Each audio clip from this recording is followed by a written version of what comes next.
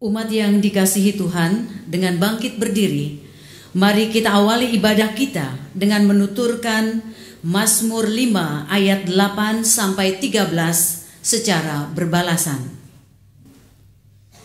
Tetapi aku, berkat kasih setiamu yang besar, aku akan masuk ke dalam rumahmu, sujud menyembah ke arah bait-Mu yang kudus dengan takut akan Engkau.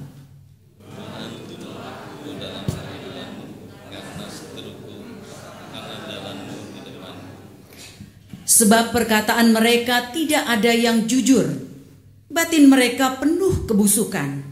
Kerongkongan mereka seperti kubur ternganga, lidah mereka merayu-rayu. Tetapi semua orang yang berlindung padamu akan bersuka cita. Mereka akan bersorak-sorai selama-lamanya, karena Engkau menaungi mereka, dan karena Engkau akan bersukaria orang-orang yang mengasihi nama-Mu. Sebab Engkaulah yang memberkati orang benar, ya Tuhan. Engkau memagari dia dengan anugerah-Mu seperti perisai. Besar kasih setiamu ya Tuhan, kami mau menuturkannya selama-lamanya.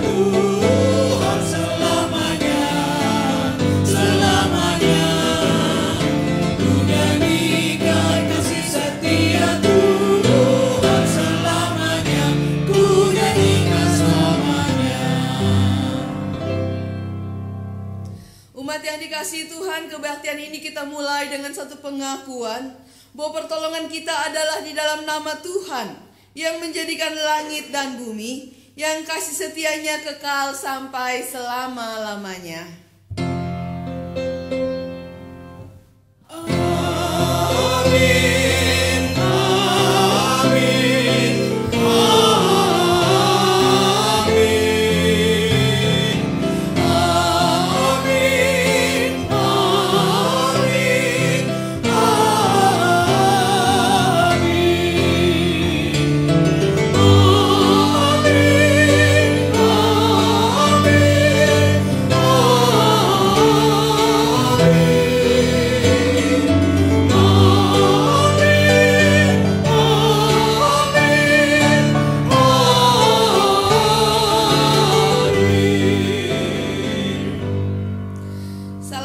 sejahtera bagi saudara yang datang dalam nama Tuhan.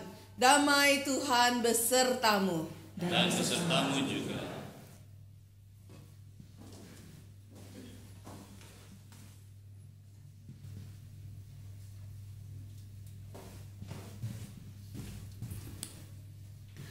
Selamat pagi Bapak Ibu umat yang dikasihi Tuhan.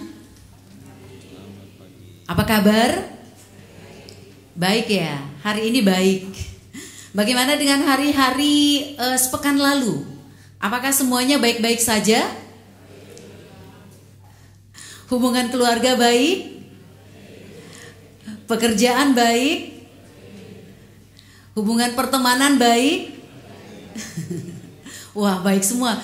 Jadi orang Kristen semuanya baik-baik saja ya, nggak punya masalah ya Bapak Ibu ya?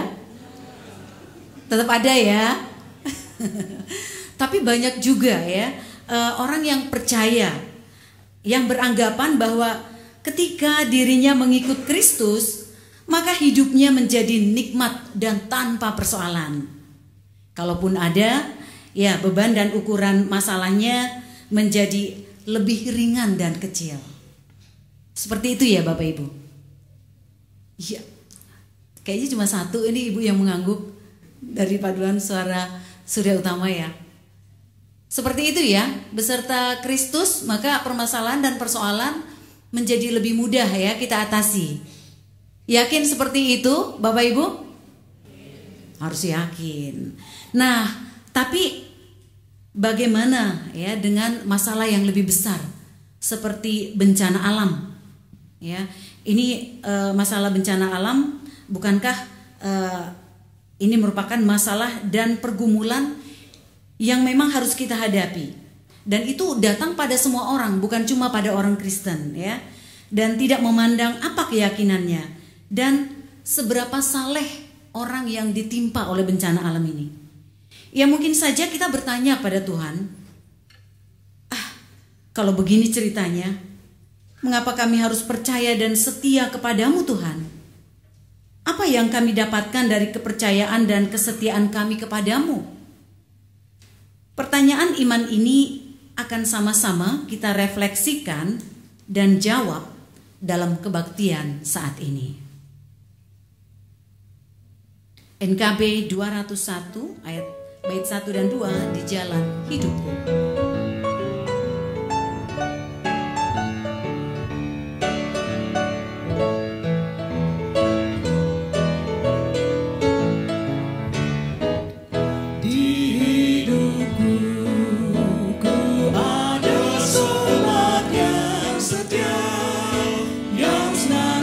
So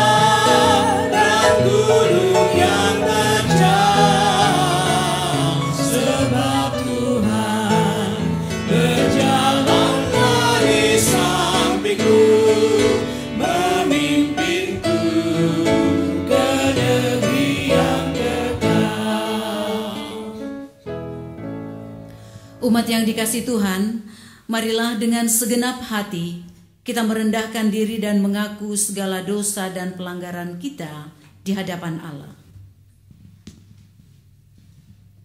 Ya Allah, banyak hal terjadi dalam hidup kami. Hal yang manis, tapi juga yang pahit. Hal yang nikmat, tapi juga yang getir. Kami pun memiliki respon yang berbeda atas hal yang bertolak belakang ini. Ketika hal baik datang, kami mengucap syukur dan melihat bahwa itu semua karya agung-Mu, Tuhan. Tetapi ketika hal yang tidak mengenakan dan pahit datang, kami lari dari-Mu. Kami menganggap Engkau tidak lagi mengasihi kami. Engkau tidak dapat menolong kami keluar dari masalah kami. Kami pun mengandalkan kekuatan kami sendiri. Kami mulai menggadaikan iman kami. Kami mencopot integritas kami sebagai umat-Mu dan mulai melakukan hal yang tidak berkenan bagi-Mu. Ampunilah kami, ya Allah. Pulihkanlah hidup kami. Tolonglah kami untuk tidak takut dan menyerah pada masalah dan pergumulan. Tolonglah kami untuk terus bersandar pada kasih setia-Mu dan tetap percaya pada pemeliharaan-Mu atas hidup kami. Amin.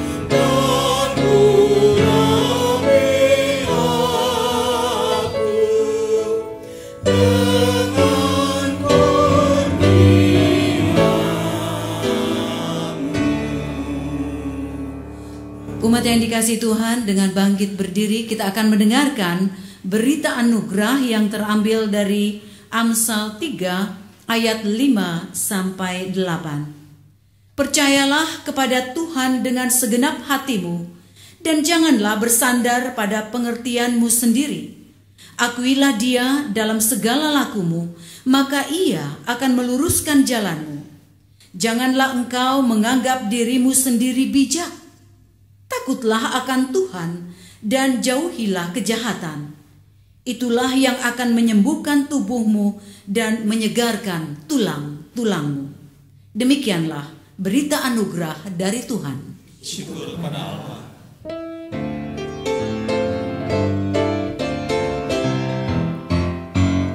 Bersukacitalah selalu, tunjukkan wajah gembiramu. Lihat teman di kanan kiri dan di sekitarmu, berikan salam damai karena kasih karunia serta pengampunannya diberi. Hiduplah dalam damai seorang dengan yang lain, itu kehendak Tuhan bagimu. Bersukacitalah selalu, tunjukkan wajah gembiramu. Lihat teman di kanan kiri dan di sekitarmu, berikan salam damai karena kasih karunia serta pengampunannya diberi. Hiduplah dalam damai seorang dengan yang lain, itu kehendak Tuhan bagimu.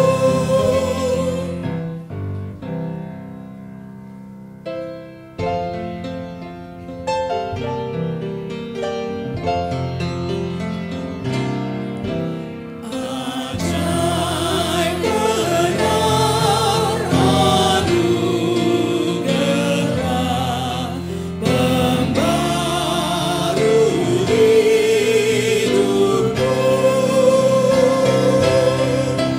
Ku hilang buta berjalan, olehnya ku sembuh.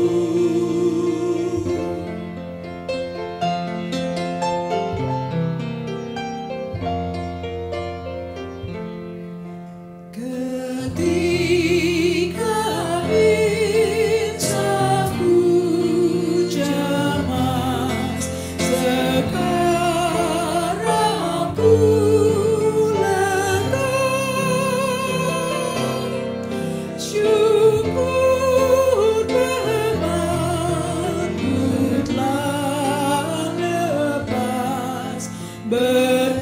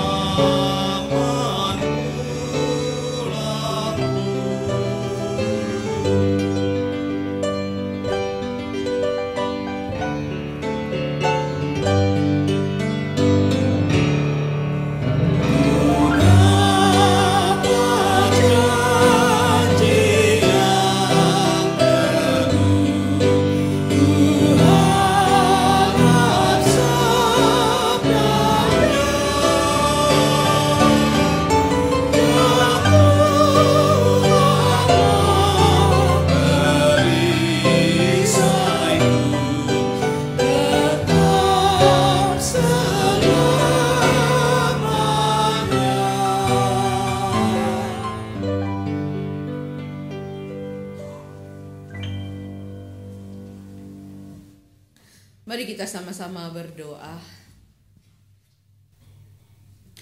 Di hadapan-Mu ya Allah Bapa yang Maha Pemurah, yang sudah mengasihi dan mengampuni setiap kami. Kembali kami datang membawa diri dan hidup kami. Memohon kiranya Tuhan berkenan menolong kami, menuntun dan membimbing kami ketika kami harus menjalani kehidupan kami di tengah-tengah dunia ini. Ketika kami harus melihat berbagai macam realita yang begitu menyakitkan, bahkan kadang kami juga harus mengalaminya. Tuhan, kadang kami tidak mengerti mengapa semuanya itu bisa terjadi. Tapi biarlah hari ini kiranya Engkau berkenan berfirman kepada kami. Engkau berkenan mengajar kami dan Engkau berkenan berkata-kata kepada setiap kami. Biarlah melalui firman-Mu kami boleh diteguhkan dan dikuatkan. Dan biarlah melalui firman-Mu kami boleh diberikan anugerah yang cukup untuk kami bisa terus berjuang di sepanjang hidup yang Tuhan karuniakan kepada kami. Kami mohon kiranya Engkau berkenan berkata-kata kepada kami. Kau urapilah hamba-hamba-Mu yang akan membacakan firman-Mu ya Tuhan, dan juga yang akan menguraikan kebenarannya. Kami mohon Roh Kudus sendiri yang boleh menguasai hati dan pikiran setiap kami, supaya sama-sama kami bisa melihat terang kebenaran-Mu dan bisa melakukannya dalam kehidupan kami. Demi nama Tuhan kami Yesus Kristus, Tuhan dan Allah kami yang hidup, kami berdoa. Amin.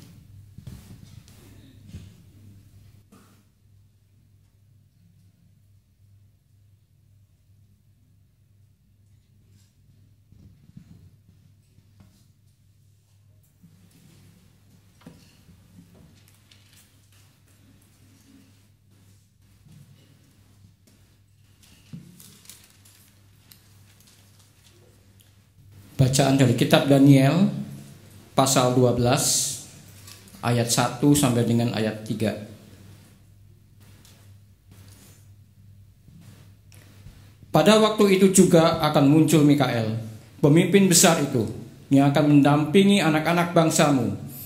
Dan akan ada suatu waktu kesesakan yang besar, seperti yang belum pernah terjadi sejak ada bangsa-bangsa sampai pada waktu itu. Tetapi pada waktu itu bangsamu akan terluput, yakni barang siapa yang didapati namanya tertulis dalam kitab itu. Dan banyak dari antara orang-orang yang telah tidur dalam debu tanah akan bangun, sebagian untuk mendapat hidup yang kekal, sebagian untuk mengalami kehinaan dan kengerian yang kekal. Dan orang-orang bijaksana akan bercahaya seperti cahaya cakrawala. Dan yang telah menuntun banyak orang kepada kebenaran seperti bintang-bintang tetap untuk selama-lamanya. Demikianlah firman Tuhan. Syukur kepada Allah.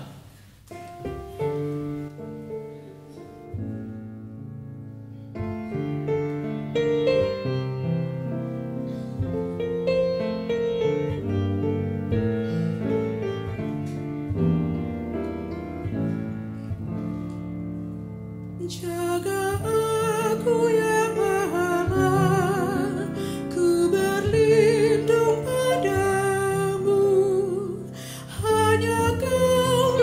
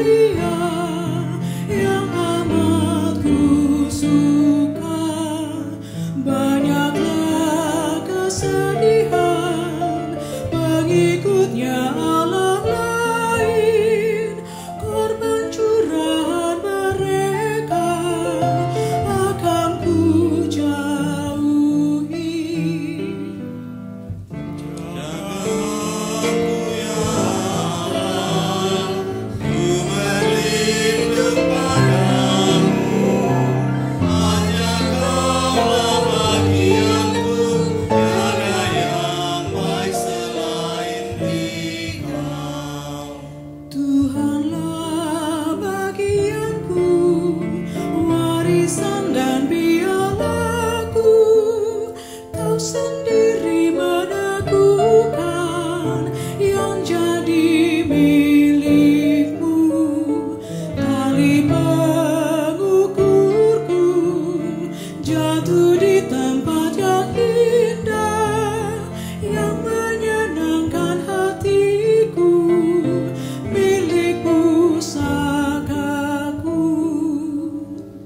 Jaga aku ya Allah, ku berlindung padamu. Hanya Kaulah bagianku, tiada yang baik selain Dikau. Ku memuji Tuhan yang menasehati aku, beraniku mengajarku pada waktu malam. Kau tunjukkan padaku sebuah jalan kehidupan, sukacita pun berlimpah dalam hadirat-Mu.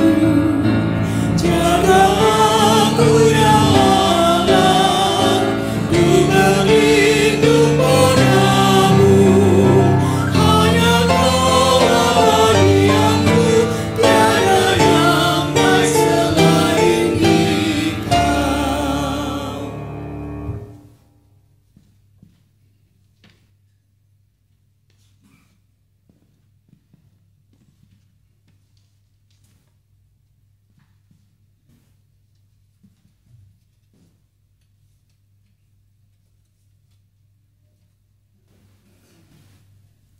Pembacaan kitab Ibrani 10 ayat 11.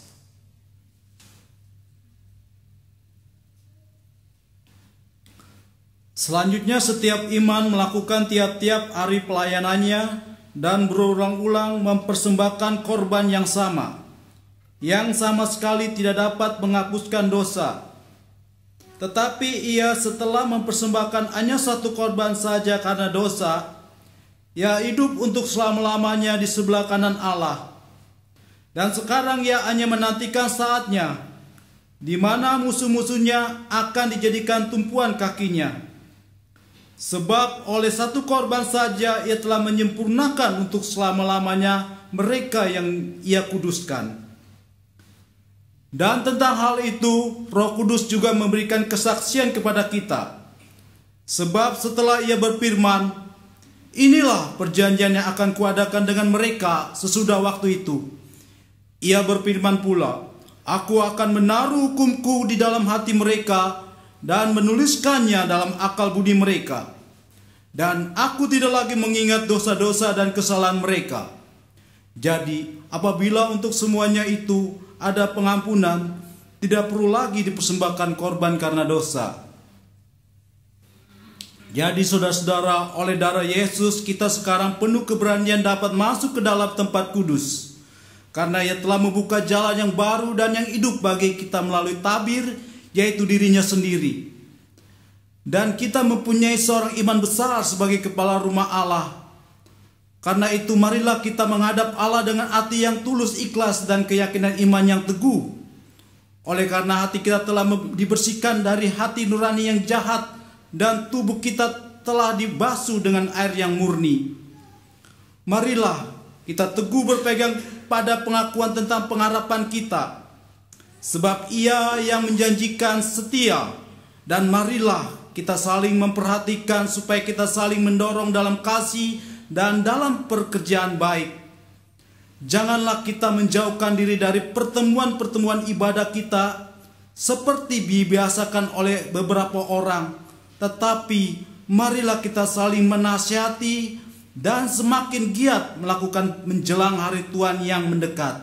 Demikianlah firman Tuhan. Syukur kepada Allah. Pembacaan Injil kita sama-sama lihat dan perhatikan. Injil Markus pasal yang ke-13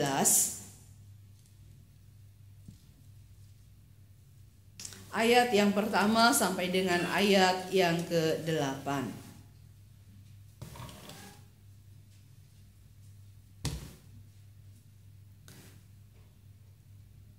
Markus 13 ayat 1 sampai dengan ayat yang ke-8.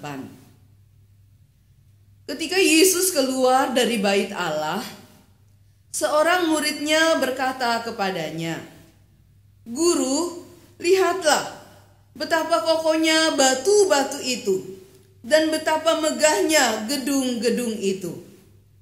Lalu Yesus berkata kepadanya, "Kau lihat gedung-gedung yang hebat ini? Tidak satu batu pun akan dibiarkan terletak di atas batu yang lain. Semuanya akan diruntuhkan." Ketika Yesus duduk di atas Bukit Zaitun, berhadapan dengan bait Allah, Petrus, Yakobus, Yohanes, dan Andreas bertanya sendirian kepadanya, "Katakanlah kepada kami, bila manakah itu akan terjadi?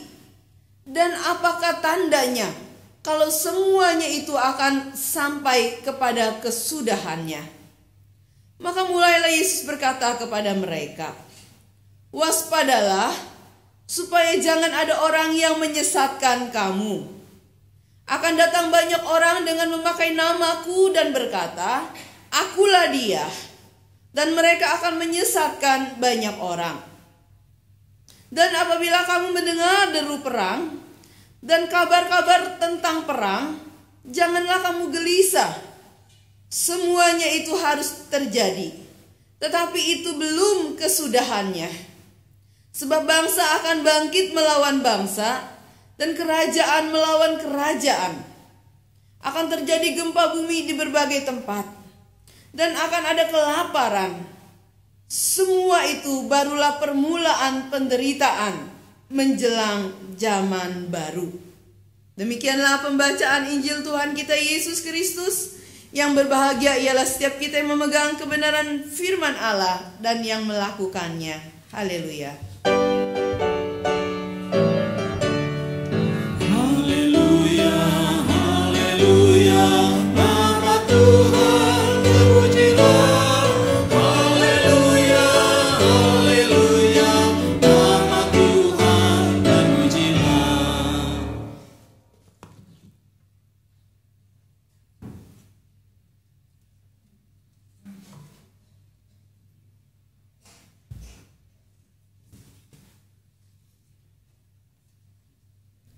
Bapak, Ibu, serta saudara sekalian,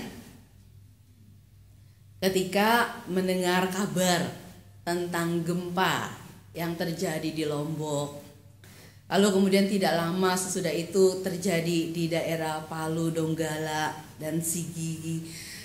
Waktu itu lalu kan ada penjelasannya ya, kenapa gempa terjadi, kenapa terus merembet ke berbagai tempat dan seterusnya. Waktu itu suami saya bilang gini ya, "Wah, nanti habis sampai daerah sana, Bali, Banyuwangi, masuk deh ke Pulau Jawa," katanya gitu ya. Aduh, apa yang akan terjadi ya kalau di Pulau Jawa juga terjadi gempa? Kayaknya ngeri ya. Mulai membayangkan tayangan-tayangan itu tambah membuat takut gitu ya. Tapi saya bilang, udah tenang dulu aja. Kalau kita pikirin dari sekarang apa yang akan terjadi, kita udah apa duluan? Udah stres duluan gitu ya.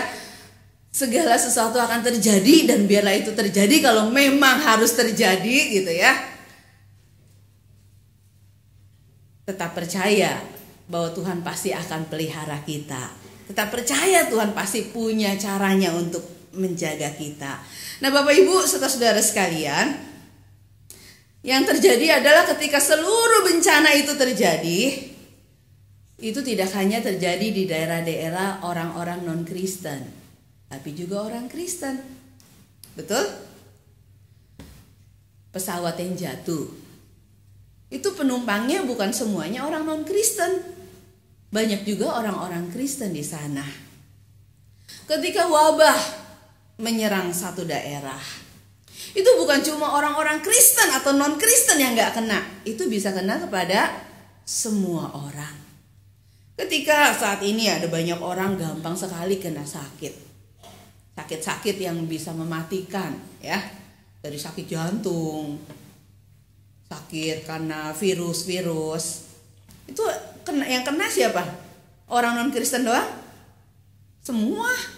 Ketika satu daerah kena, maka semua bisa kena.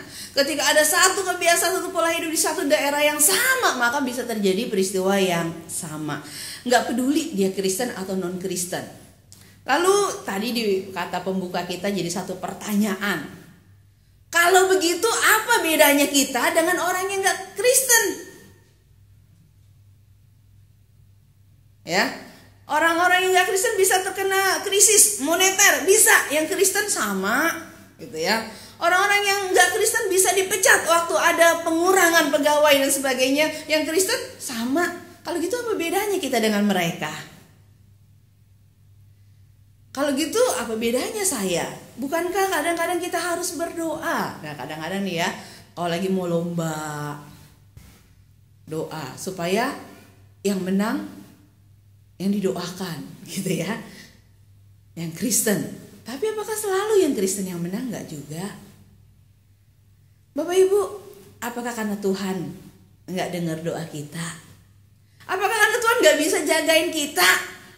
Apakah Tuhan gak bisa kasih hak spesial pada kita? Bukankah kita adalah orang-orang yang percaya kepada Dia? Bukankah kita adalah orang-orang yang sudah ditebus oleh Dia, oleh darahnya yang kudus itu? Bukankah untuk kita Dia sudah datang ke dunia dan untuk mencari dan menyelamatkan kita? Tidak adakah hak istimewa? Kan ada pemberitaan itu ya, semua hancur, gereja berdiri, hore, hebat nama Tuhan. Kalau semua hancur, gereja juga hancur, terus nama Tuhan jadi gak hebat? Kalau semua jadi korban, lalu kemudian orang Kristen gak jadi korban, baru hebat nama Tuhan? Atau ketika semua terjadi, bisa gak kita tetap bilang, besarlah nama Tuhan? Kita kayaknya rasanya susah ya. Kenapa susah? Karena kita sudah dibentuk nih pikirannya. Dibentuk oleh apa? Bahwa kalau kita ikut Tuhan, kalau kita berserah dan bersandar pada Tuhan, maka semuanya akan baik-baik saja. Walaupun bumi goyang, semuanya hancur, tapi saya nggak akan kenapa-napa gitu ya. Kenapa? Karena dilindungi oleh Tuhan. Semua sakit sampai pada mati, tapi saya akan tetap hidup dan sehat. Kenapa? Karena saya dilindungi Tuhan dan yang lain tidak. Bapak Ibu, kita kadang-kadang dipagari oleh pikiran yang seperti itu. Kenapa? Oleh lagu-lagu yang kita nyanyikan ya. Lagu-lagunya apa? Bersama Yesus lakukan perkara besar. Bersama Yesus tidak ada yang sukar gitu kan. Bersama Yesus selalu ada jalan keluar. Nggak mungkin sakitmu nggak ada jalan keluarnya. Pasti ada. Terus kalau belum keluar juga bagaimana? Belum sembuh-sembuh juga gimana? Ada banyak orang yang kemudian jadi frustasi Bapak Ibu. Saya pernah ketemu sama satu orang pasien sakit kanker. Dia umat dari satu gereja Katolik. Terus dia waktu dia sakit kanker, dia datang ke kebaktian penyembuhan. Waktu dia datang kankernya masih ya stadium yang enggak terlalu parah gitu ya, masih bisa jalan. Dia didoain, ditumpangi tangan, dia didoakan sedemikian rupa. Terus dia pulang. Dia datang lagi, udah nggak bisa jalan, harus didorong kursi roda. Didoain lagi, ditumpangi tangan lagi, tapi belum sembuh juga. Kemudian dia datang lagi, sudah harus sambil tiduran dan pakai infus. Dia didoain lagi, dan waktu itu hal yang paling menyakitkan hatinya. Terakhir kali dia didoakan di gereja, karena yang mendoakan dia bilang apa? Kamu ini ya nggak sembuh-sembuh, pasti karena kamu berdosa. Tuhan sedang menghukum kamu, katanya gitu ya. Waduh, dia langsung down abis-abisan. Dia nggak berani lagi datang ke gereja. Kenapa? Saya nggak berani datang ke gereja. Tuhan sedang marah. Tuhan menghukum saya gitu ya. Terus dia mikir terus, apa salah saya, apa dosa saya, apa yang saya lakukan yang belum diampuni oleh Tuhan.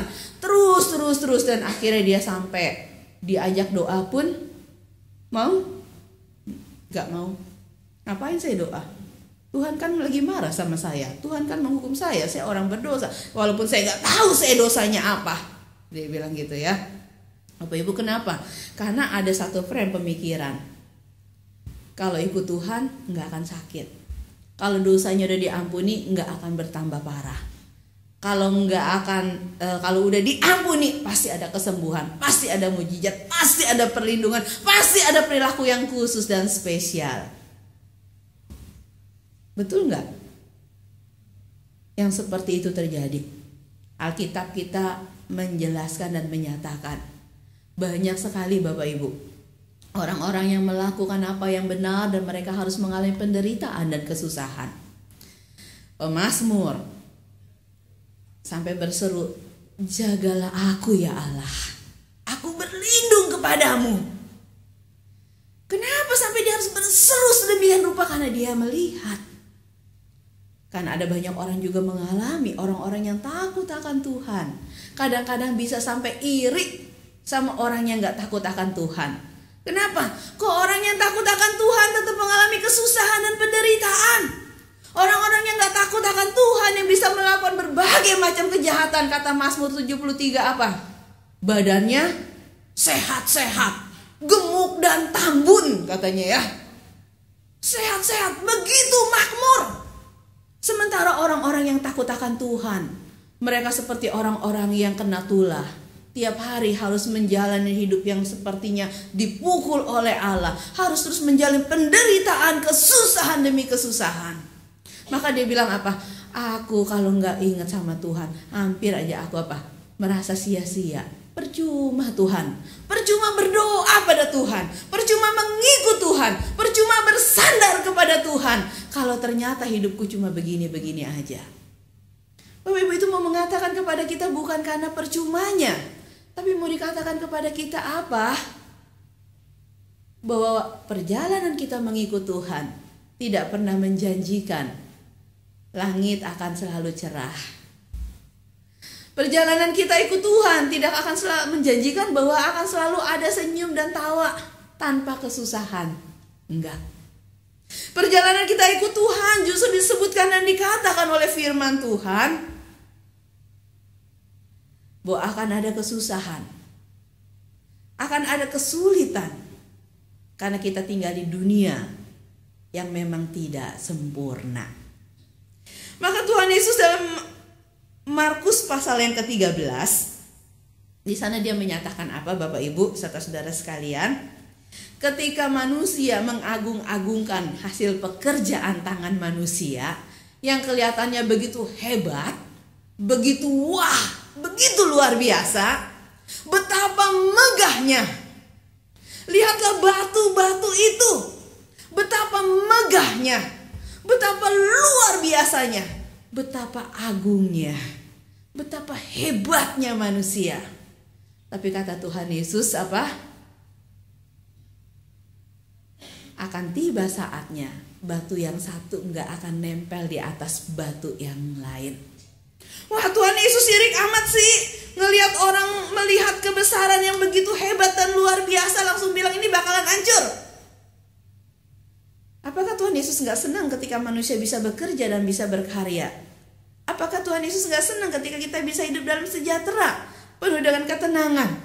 Enggak, bukan itu masalahnya. Tetapi Tuhan Yesus mau mengatakan apa? Jangan bersandar kepada apa yang kelihatan. Jangan bersandar kepada apa yang dipikirkan oleh banyak orang. Jangan bersandar kepada kekuatan. Karena akan tiba saatnya bahwa semuanya itu enggak akan ada lagi. Kenapa begitu? Karena kita hidup di dunia yang fana, yang sementara. Dunia yang akan lewat suatu hari nanti. Dunia yang akan berlalu. Kalau lagu lama ada yang nyanyian ya. Dunia yang fana bukanlah rumahku. Hartaku di sana seberang langit biru gitu ya. Itu lagu sebenarnya bagus mau mengajarkan kepada kita enggak cuma fokus pada dunia. Urusan dunia, membangun kesehatan, kekuatan di dunia gitu ya. Boleh gak sih bikin hidup kita lebih nyaman, lebih baik? Boleh. Siapa bilang gak boleh? Tapi jangan terikat di situ untuk seterusnya dan selamanya. Karena Tuhan Yesus bilang suatu hari itu akan berlalu. Zaman ini akan ada akhirnya. Dan ketika zaman ini akan berakhir, maka ketahuilah bahwa semua yang ada itu akan hancur. Kita punya kerentanan, kita punya kerapuhan, kita punya keterbatasan. Sehebat-hebatnya kita mengupayakan segala sesuatu untuk bikin hidup kita jadi nyaman, tapi itu pun tetap tidak untuk selama-lamanya. Sebaik-baiknya kita menjaga, bertanggung jawab dengan hidup kita. Betul, bagus gak? Bagus. Tapi tetap saja ini tubuh akan ada masanya. Kita menjadi tua, kita menjadi lemah, kita punya keterbatasan. Lalu kemudian kita gak akan sanggup dan kuat melakukan apa-apa. Kenapa? Memang sudah waktunya gitu ya. Akan ada waktunya. Maka jangan hanya terfokus pada yang sekarang. Kalau gitu kita apa yang harus jadi fokus kita? Pengharapan kita itu kita harus lihat. Pengharapan kita itu bukan cuma di sini di dunia ini, tapi juga di sana, di dunia yang berbeda bersama dengan Tuhan. Ya. Sambil menantikan apa? Menantikan saatnya Tuhan akan datang kembali. Nah Bapak Ibu, saudara-saudara sekalian, kalau pandangan kita adalah bukan hanya di sini tapi juga di sana, maka pengharapan itu menjadi pengharapan yang kokoh bagi kita. Gak masalah kita bisa sakit, gak masalah juga kita bisa mengalami bencana yang besar. Oleh karena apa? Oleh karena hidup kita baik di sini maupun tidak lagi di sini, kita tetap ada bersama-sama dengan Tuhan. Seharusnya itu yang jadi kekuatan dan pengharapan kita. Sehingga ketika kita mengalami hal-hal yang buruk sekalipun, kita gak akan pernah menyesal. Kita gak akan pernah menyalahkan Tuhan. Waktu di Solo, saya tinggal sebentar di sana. Ada satu orang bapak yang waktu dia masih muda, gak terlalu tua gitu ya, sama istri itu, waduh ini bapak terkenal, bapak yang paling ceria gitu ya. Selalu ngomongnya apa? Puji Tuhan, haleluya gitu ya. Nah satu kali dia dikunjungi, oleh karena apa? Istrinya sakit. Waktu istrinya sakit, dia dampingi. Dia sakit itu waktu itu dikasih tahu sama dokter nggak bisa sembuh, tinggal berapa waktu lagi. Waktu wah dia berat sekali, susah sekali. Tapi kalau ketemu orang dia tetap bilang puji Tuhan, haleluya. Gimana Pak kabarnya Ibu? Puji Tuhan, haleluya. Masih bisa tidur, gitu ya. Puji Tuhan, haleluya. Masih bisa telan obat. Pokoknya dia semua dia syukuri ya. Akhirnya istrinya meninggal. Dan didoain, dan dia jaga, dia rawat. Waktu dia, gimana perasaan Bapak sekarang? Puji Tuhan, haleluya. Tuhan itu tetap baik, gitu ya. Wah, terus pada ledekin ya. Berapa tahun kemudian dia menikah. Wah, Bapak bener aja ya, puji Tuhan, haleluya. Karena bisa nikah lagi, katanya gitu ya. Tapi kemudian beberapa bulan sesudah dia menikah, dia sakit. Dan pertanyaannya, ketika ditanya gimana kabarnya, dia tetap bilang puji Tuhan, haleluya. Bukan hanya waktu hari dia menikah gitu ya, senyumnya tetap sumringah dan tetap iseng dan jahil ngeledekin orang, tapi dia tetap sama seperti itu. Bahkan sampai terakhir ketika dia gak bisa ngapa-ngapain, sampai kami yang datang berkunjung itu rasanya waktu mau doain dia, kita yang sedih lihat dia yang tetap senang. Dia malah bilang kita udah gak usah kayak gitu tampangnya, aku yang sakit kok, kalian yang pada mukanya kayak begitu, dia bilang gitu ya. Dia tetap puji Tuhan, haleluya. Sampai dia menutup mata, dia tetap bilang Tuhan itu baik. Bapak Ibu, kenapa bisa begitu? Bukankah seharusnya kalau kita orang yang beriman, kita bisa protes? Saya ini loh Tuhan, selalu bersyukur apapun yang Tuhan kasih. Kok Tuhan enggak kasih saya apa yang baik? Saya ini loh Tuhan, selalu bersaksi dalam suka maupun duka. Kok Tuhan gak tolong saya? Saya ini loh Tuhan, rajin dan setia melayani Tuhan. Kenapa yang kayak gini bisa terjadi dalam hidup saya? Dia gak pernah nanya begitu Bapak Ibu. Dia gak pernah mundur, dia gak pernah mogok, dia gak pernah berhenti berdoa dan memuji Tuhan. Dan dia tetap lakukan itu dengan setia.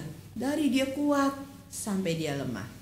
Dari dia gak punya masalah sampai punya masalah, sampai udah gak punya masalah, sampai datang lagi masalah, sampai dia gak berdaya. Dia bisa tetap kuat. Kenapa? Karena dia punya pengharapan. Pengharapan itu bukan cuma di sini di dunia ini, tapi pengharapan itu adalah pengharapan yang kekal. Sampai dia bisa masuk berjumpa dengan Tuhan.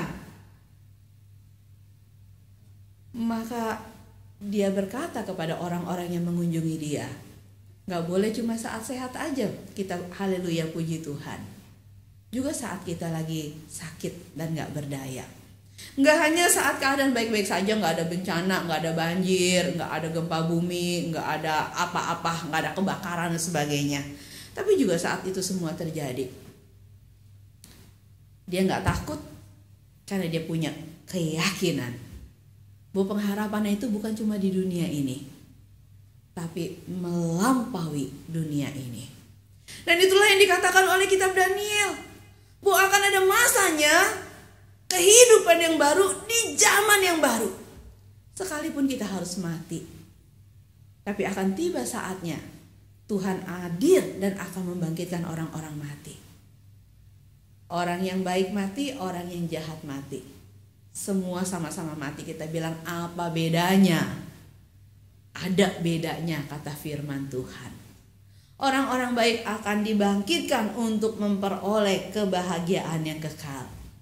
Orang-orang yang jahat akan dibangkitkan untuk memperoleh penghukuman yang kekal. Tuhan itu enggak tidur, katanya ya, boten sare. Tuhan itu matanya melihat. Kalau hari ini dia diam dan tidak melakukan apa-apa, bukan karena dia tidak mau membela kita, tetapi mau dikatakan oleh Tuhan bahwa yang pasti adalah dia tahu bagaimana dia mengenali tiap-tiap kita yang menjadi milik kepunyaannya. Dia tahu menjaga kita, dia tahu memelihara kita. Itu sebabnya dikatakan bahwa kalaupun saat itu datang, jangan gentar, jangan panik, jangan goyah, jangan bingung. Karena kalau engkau gentar, kalau engkau panik, engkau bingung, maka yang terjadi adalah akan bangkit saat itu orang-orang yang akan menyesatkan engkau. Orang-orang yang terus berkata apa? Akulah dia, ikutlah aku, gitu ya. Akulah Mesias, juru selamat, ayo ikut aku. Hidupmu gak enak? Menyedihkan, engkau nggak mau ketemu kesusahan lagi, ayo kumpul sama-sama, jual hartamu, kita kumpul di sini, kita tunggu Tuhan datang. Dia akan menjemput kita dan memindahkan kita dari dunia ini. Ada banyak ajaran-ajaran kayak gitu. Dan ada banyak juga orang-orang yang kemudian ikut, rela jual hartanya gitu ya, rela tinggalin pekerjaan, rela tinggalkan masa depannya, semuanya, terus dia ikut. Waktu tunggu Tuhan yang gak datang-datang, udah doa, udah ritual ini, ritual itu, gak datang-datang, terus apa yang terjadi? Ada yang diracun, mati sama-sama. Ada yang keburu digerebek oleh polisi, ya. Terus kenapa begini? Balik, kenapa ada pulang gitu ya? Kenapa? Kan orang memang gak suka mengalami kesusahan, penderitaan. Orang gak suka mengalami kondisi-kondisi yang berat. Orang gak tahan ketika harus menyaksikan ada kelaparan, ada peperangan, ada kengerian, ada hal-hal yang begitu menakutkan. Kalau kita pikirkan itu rasanya kita bilang kita nggak mau begitu. Lalu kemudian kita akan dengan mudah sekali dibodoh-bodohi orang. Kalau tua nggak enak, kalau jadi tua nggak enak, ada loh obat yang bisa bikin kamu tetap muda. Ya, masa sih? Iya, 15 juta gitu ya. Satu paket 15 juta. Mau, saya mau. Kok belum terlalu muda, tambah lagi gitu ya. Orang terus mau bertahan. Pakai ini, pakai itu, pakai ini, pakai itu dan sebagainya. Tapi bisa gak kita melawan waktu, usia? Tidak. ketika tiba saatnya juga akan sama. Jangan biarkan diri kita dibodoh-bodohi oleh berbagai macam keadaan. Jangan biarkan diri kita dibikin takut, lalu kita akhirnya jadi melakukan segala sesuatu yang membuat kita akhirnya bilang apa? Ikut jalan Tuhan mah enggak terlalu penting.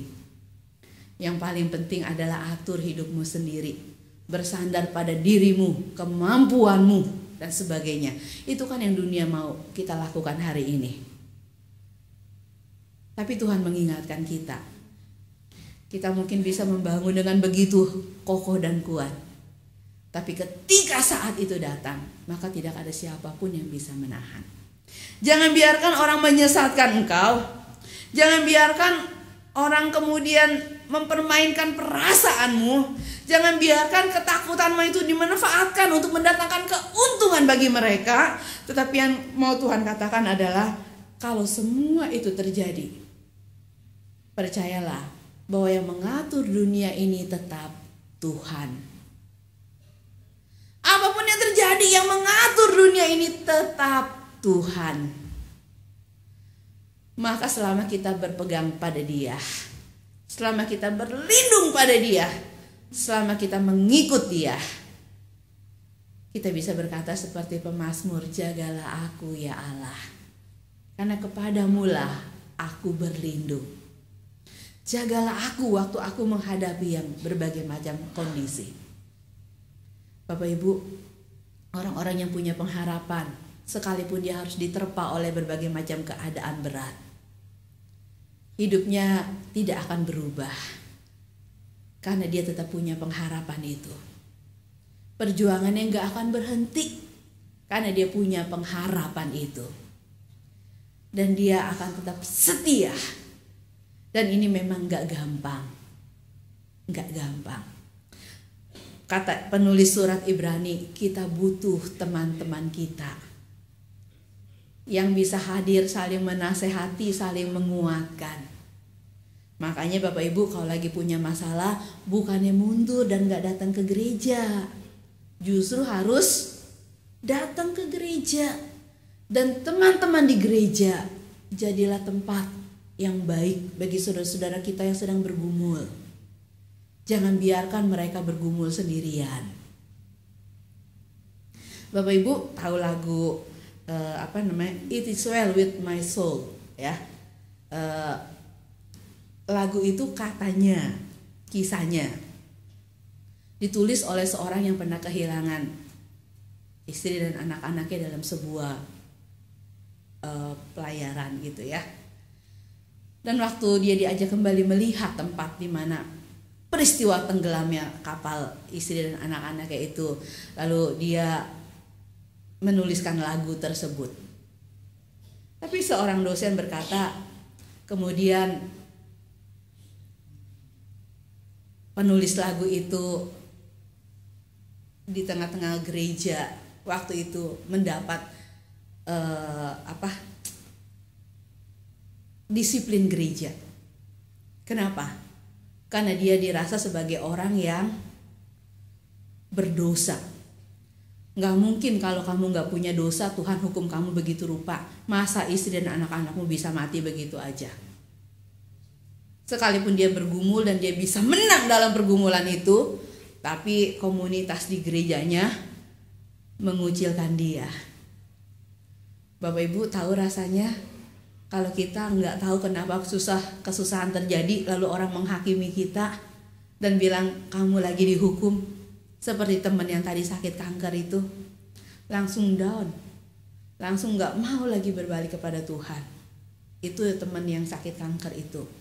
Saya bersyukur bahwa pada masa akhir saya boleh datang dan boleh berkesempatan ketemu dia, walaupun dia bukan orang Kristen, dia orang Katolik ya, bukan orang Kristen seperti kita. Dia mau balik. Saya bilang panggil lagi pastormu, biar engkau dilayani, panggil romomu dan seterusnya, dia bisa dilayani, lalu dia bisa mati dalam sejahtera. Bapak Ibu, penulis lagu ini katanya sempat masuk satu bangsal rumah sakit jiwa. Oleh karena apa? Oleh karena dia nggak kuat akhirnya. Kenapa kok bisa? Dan sesudah dia berjuang sedemikian rupa, kok bisa teman-teman tetap menghukum dia? Mereka menghukum karena mereka nggak mengerti. Tapi hari ini jangan lagi kita mengulang kesalahan yang sama. Kalau ada teman-teman kita yang sedang bergumul dengan masalah mereka, jangan cuma bilang kamu sih orang berdosa, Tuhan hukum kamu. Jangan dekat-dekat dia, nanti kita ketimpah masalah. Bukankah orang-orang yang sedang bergumul dengan kesusahan gak ada orang yang mau deketin dia? Jangan-jangan kita nanti harus nombokin ini, nombokin itu dan sebagainya. Bapak Ibu, itulah fungsinya kita komunitas yang harus saling menopang, yang harus saling jaga, yang harus bisa saling bangun, supaya orang-orang yang punya masalah nggak tinggalkan tempat ini, tapi mereka justru datang ke sini karena mereka di sini ketemu kita, keluarga, ketemu kita, teman dan sahabat, ketemu kita, bagian dari diri mereka yang siap sedia untuk menolong. Bukankah gereja itu adalah satu tubuh Kristus? Kalau yang satu sakit, maka yang lain juga harus merasakan kesakitan yang sama dan berusaha untuk menolong. Belum lama kuku saya kecil, di jempol kaki itu kemasukan kuku yang digunting yang gak habis. Kecil doang, ya, kecil. Tapi sakitnya itu nyut-nyutan sampai ke kepala, gitu ya. Waktu mau tidur nggak bisa, akhirnya saya bilang harus lakukan sesuatu. Saya obatin, saya korek, aduh nggak ada obat bius, nggak ada penahan sakit, nggak apa-apa, ada sakit saya gigit anduk gitu, saya korek gitu ya sampai dia bersih. Tangan ini nggak sakit, tapi dia berusaha untuk menolong ketika yang satu sakit. Bapak Ibu, apakah itu juga kita lakukan supaya kita bisa saling menjaga, supaya kita saling menolong? Supaya ketika saat itu datang, tidak ada satupun yang menjadi lemah. Kita butuh komunitas gereja ini. Kita butuh setiap kita yang boleh jadi teman dan sahabat bagi teman-teman kita. Kiranya Tuhan menolong kita. Kesusahan, masalah, pergumulan, itu bisa kita alami sekalipun kita sudah ikut Tuhan. Kenapa? Karena kita memang tinggal di dunia yang sementara, yang suatu hari nanti akan berlalu. Ya, nah, tapi dalam hal itu, biar kita boleh sungguh melihat bahwa kita punya pengharapan di dalam Tuhan. Bukan cuma sekarang, tapi juga sampai nanti. Kita masih bisa hidup, kita masih bisa dipelihara. Syukur, puji Tuhan. Kita harus mengalami kematian. Kita juga tetap berkata syukur, puji Tuhan. Kita selamat dari bencana, syukur puji Tuhan. Kita mengalami bencana, syukur puji Tuhan. Karena hidup kita semuanya tetap ada di tangan Tuhan. Nah Bapak Ibu, tugas kita lah selaku gereja untuk bisa saling tolong, saling topang. Bukan saling tolak, bukan saling menjerumuskan. Justru kita harus menguatkan teman-teman kita.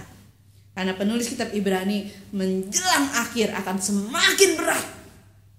Tapi justru dengan semakin berat harus semakin rajin kumpul dan ketemu. Kiranya Tuhan tolong kita jadi komunitas yang bisa menolong sesama kita, untuk saling menguatkan, untuk saling menopang, supaya semuanya kedapatan tetap setia, berharap kepada Tuhan. Jangan menghakimi mereka, tapi topang mereka supaya mereka kuat. Tuhan memberkati kita. Amin.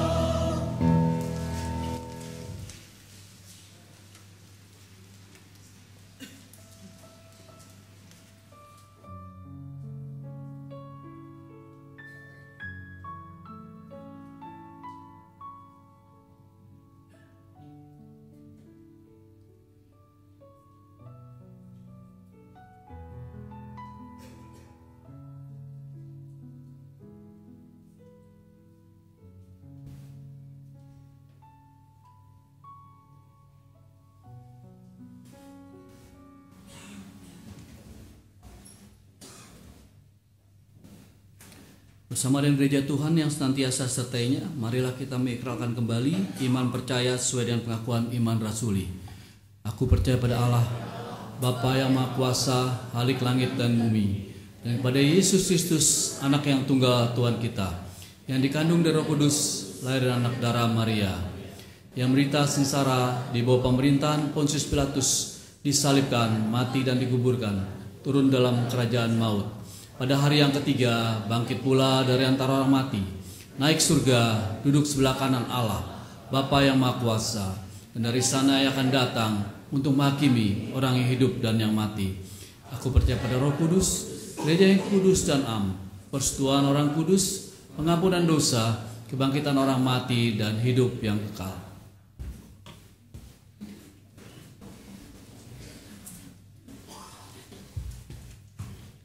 Bapak Ibu, mari kita sama-sama berdoa, karena kita tahu seperti pujian yang tadi dinyanyikan, bahwa anugerah Tuhan itu di sepanjang hidup kita akan terus dicurahkan. Mari kita datang berdoa.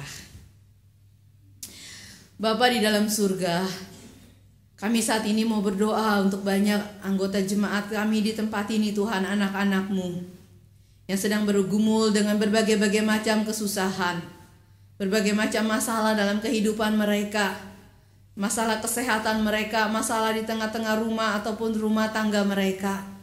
Tuhan, mari kiranya Tuhan sendiri yang boleh tolong mereka. Ingatkan mereka bahwa anugerah-Mu akan terus menyertai mereka. Anugerah-Mu akan memimpin mereka. Anugerah-Mu akan memampukan mereka untuk bisa bertahan dalam semuanya itu.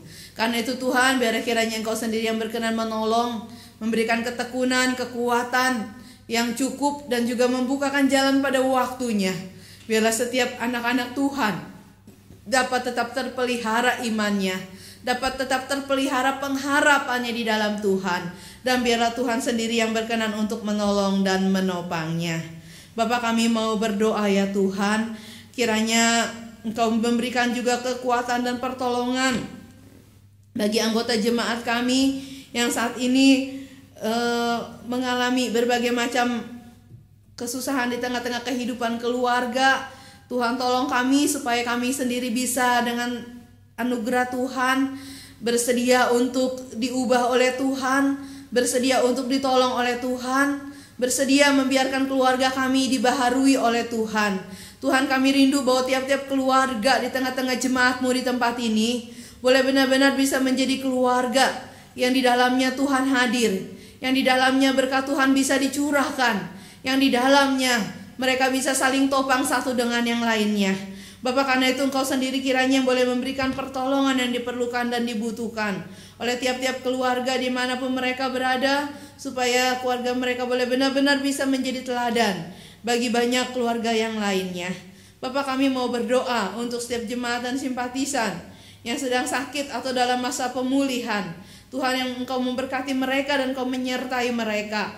Berkati keluarga yang mendampingi mereka, juga para lanjut usia di tempat ini. Kami bersyukur untuk mereka yang boleh tetap Tuhan pelihara, mereka yang masih boleh tetap bekerja dan berkarya dengan apa yang mereka bisa lakukan. Nah, kami bersyukur Tuhan, jemaat-Mu di tempat ini boleh menyediakan wadah bagi mereka untuk terus bisa bekerja dan melakukan segala sesuatu. Dan kalau pada tanggal 2 Desember yang akan datang akan ada bazar dari lansia ya Tuhan. Tuhan yang memberkati ketika mereka boleh menjual hasil karya mereka untuk bisa juga menolong sesama mereka yang membutuhkan pertolongan. Tuhan sendiri kiranya yang berkenan juga terus meneguhkan dan menguatkan para lanjut usia di tempat ini. Yakinkan mereka bahwa mereka juga masih bisa melakukan segala sesuatu, dan mereka juga masih bisa menjadi berkat dengan kehadiran mereka. Bapak, kami mau berdoa juga untuk pemerintah kami, untuk situasi yang berat yang saat ini kami hadapi berkaitan dengan masalah politik, sosial, ekonomi, keamanan. Tuhan yang berkenan menolong pemerintah kami, Tuhan yang memberkati presiden kami dan juga seluruh tim kerja yang ada. Tuhan yang tolong supaya mereka boleh benar-benar mengupayakan apa yang baik bagi kesejahteraan negeri ini ya Tuhan. Terima kasih untuk orang yang boleh Tuhan pilih, yang boleh Tuhan panggil untuk bisa menjadi pemimpin di negeri ini. yang boleh punya kasih, yang boleh punya kepedulian kepada banyak orang, yang boleh sungguh-sungguh mau berjuang dan bekerja keras untuk mendatangkan damai sejahtera. Tuhan, berkatilah mereka dengan panjang umur, berkatilah mereka dengan kemampuan dan kepercayaan yang boleh Tuhan tetap berikan kepada mereka. Kami mau berdoa untuk persiapan pemilu, baik itu presiden, wakil presiden, dan legislatif pada tahun 2019 yang akan datang. Tuhan, saat ini sudah mulai kampanye dan ada begitu banyak kampanye-kampanye yang buruk yang dilakukan oleh para calon presiden dan wakil presiden. Kami mohon kiranya Tuhan sendiri yang boleh menolong dan membongkar setiap fakta ketidakbenaran, sehingga biarlah tidak ada lagi rakyat yang dibodoh-bodohi oleh kampanye yang salah, oleh gambaran yang salah, tapi biarlah mereka boleh dibukakan apa yang sesungguhnya terjadi dan bagaimana mereka bisa memilih dengan bertanggung jawab di masa yang akan datang. Kami mau berdoa kiranya Tuhan yang berkenan untuk menolong. Berkati juga saudara-saudara kami, para korban gempa baik di Lombok, tsunami di Palu, Sigi, dan Donggala. Tuhan, Engkau yang tahu segala yang mereka hadapi dan mereka alami. Berapa banyaknya kehilangan yang mereka rasakan, betapa hancurnya hati mereka. Tapi kami bersyukur Tuhan bahwa Engkau tetap menolong dan menopang mereka. Terima kasih untuk setiap orang yang boleh Tuhan gerakan untuk bekerja dan melayani mereka. Terima kasih juga untuk tim Gerakan Kemanusiaan Indonesia yang juga boleh hadir di tempat tersebut dan menjadi berkat di tengah-tengah ketiadaan pengharapan. Kami boleh datang membawa pengharapan yang kami tetap miliki di dalam Tuhan. Karena itu Tuhan, Engkau tolong setiap upaya yang pertolongan yang dilakukan supaya benar-benar bisa mendatangkan manfaat yang baik. Demikian juga untuk para keluarga korban kecelakaan pesawat Lion ya Tuhan. Tuhan yang tahu betapa luka dan hancur hati mereka, betapa mereka mungkin saat ini ada dalam kondisi iman yang terpuruk karena mereka melihat bahwa sepertinya Tuhan tidak menjaga anggota keluarga mereka. Tapi biarlah kiranya Tuhan tolong mereka, Tuhan lawat mereka satu persatu, Tuhan kuatkan mereka, Tuhan tolong mereka untuk mereka bisa melihat bahwa orang-orang yang mereka kasihi sudah ada bersama-sama dengan Tuhan di tempat yang terbaik, dan Tuhan sudah menjaga dan menolong mereka yang masih hidup supaya mereka diberi kekuatan untuk melewati masa duka mereka dan segala persoalan berkaitan dengan hal-hal yang harus diurus. Biar Tuhan juga yang boleh tolong mereka untuk bisa menyelesaikan itu, dan Tuhan yang boleh pimpin dan sertai. Tuhan, rasa duka karena kehilangan, biar Tuhan juga yang boleh menyembuhkannya, biar Tuhan juga yang boleh memulihkannya. Bapa, terima kasih ya Tuhan. Tuhan, tolonglah kami selaku jemaat Tuhan, supaya kami juga bisa memberikan kekuatan dan penghiburan kepada mereka yang sungguh memerlukan dan membutuhkannya, supaya kehadiran kami di tengah-tengah dunia ini boleh sungguh kami bisa melaksanakan tugas dan tanggung jawab yang Tuhan mau kami kerjakan dan kami lakukan. Kami serahkan seluruh doa kami kepadamu Bapa, hanya di dalam satu nama, Tuhan kami Yesus Kristus. Dan kami akan bersama-sama mengakhirinya dengan menaikkan doa Bapa kami.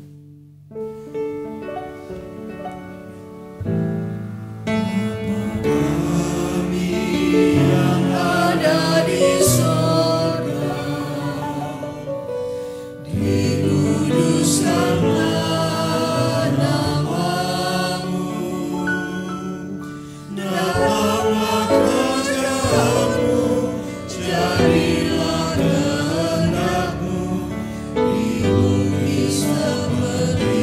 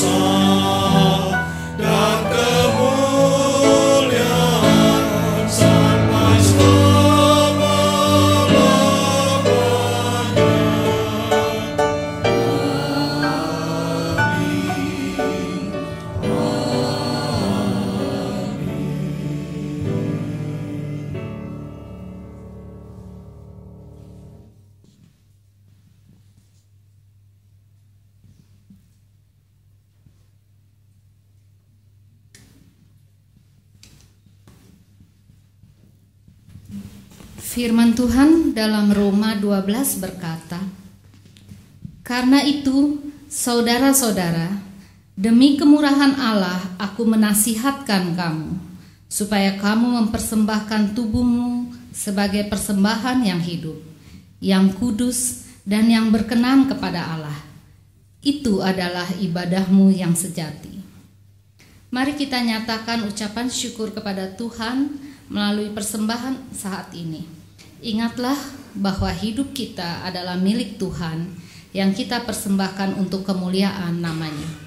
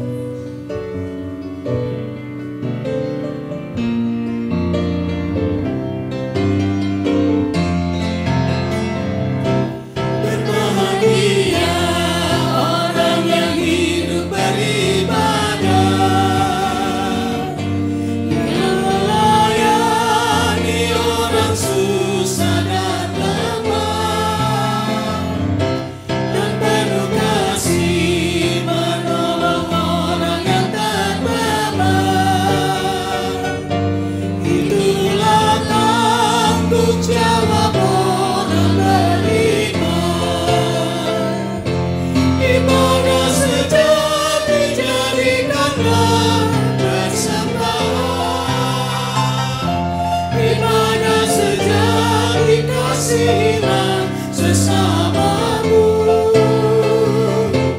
Ibadah sejati yang berkenan bagi Tuhan, jujur dan tulus ibadah murni bagi Tuhan. Mari kita bersama berdoa. Bapa yang Maha Kasih, kami mengucap syukur atas lindungan-Mu sampai pada hari ini. Kami datang membawa persembahan hidup, yaitu diri kami sendiri. Pakai dan bungkus kami dengan kuasa Roh-Mu ya Bapa, agar kami dapat memberikan waktu dan tenaga kami untuk Engkau pakai dalam melayani sesama. Ajar kami juga untuk mempunyai hati yang bersih dalam melayani-Mu. Bukan untuk harum nama kami, tapi biar melalui pekerjaan kami, nama-Mu saja yang dipermuliakan. Ya Bapa, kami juga datang membawa persembahan kami, yang kami tahu asalnya daripada-Mu juga. Tolong Bapa, berkati majelis jemaat kami, untuk dapat mengelola persembahan ini dengan baik, agar menjadi berkat bagi sesama kami. Hanya dalam nama Allah, Bapa, Anak, dan Roh Kudus, kami naikkan doa ini. Amin.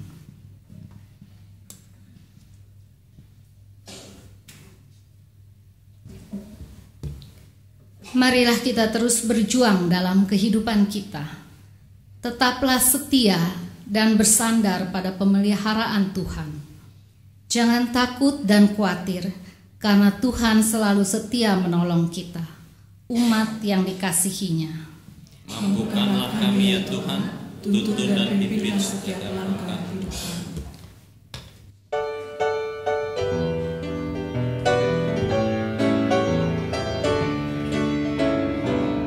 Tiap langkahku diatur oleh Tuhan, dan tangan kasih-Nya memimpinku. Di tengah badai dunia menakutkan, hatiku tetap tenang teduh, dan langkahku tuntun Tuhan pimpin ke tempat tinggi kulihantarnya, hingga sekali nanti aku tiba di rumah Bapa surga yang bakar.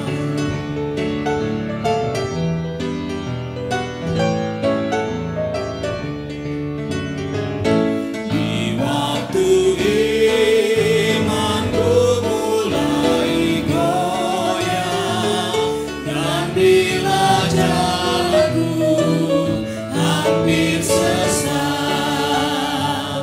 ku pandang Tuhan, ku menebus dosa. Ku teguh sebab Dia dekat, dan langkahku ku turun Tuhan pimpin ke tempat tinggi kulihantarnya, hingga sekali nanti aku tiba di rumah Bapa surga yang bakar. Umat yang dikasihi Tuhan, arahkanlah hatimu kepada Tuhan. Kami mengarahkan hati kami kepada Tuhan. Jadilah saksi Kristus. Terpujilah Tuhan. Kini dan selamanya. Sekarang biarlah kita boleh pulang dalam damai sejahtera ke tempat di mana Tuhan mau mengutus kita, menanggung segala sesuatu yang Tuhan izinkan harus kita pikul, karena kita percaya Dia yang akan meneguhkan dan menguatkan kita. Dan terimalah berkat Tuhan. Kasih karunia dari Allah Bapa, anugerah dari Tuhan kita Yesus Kristus, Pimpinan penyertaan dan kekuatan dari Allah Roh Kudus terus menyertai setiap saudara dalam seluruh langkah dan perjuangan dari saat ini sampai Tuhan Yesus datang kembali. Amin.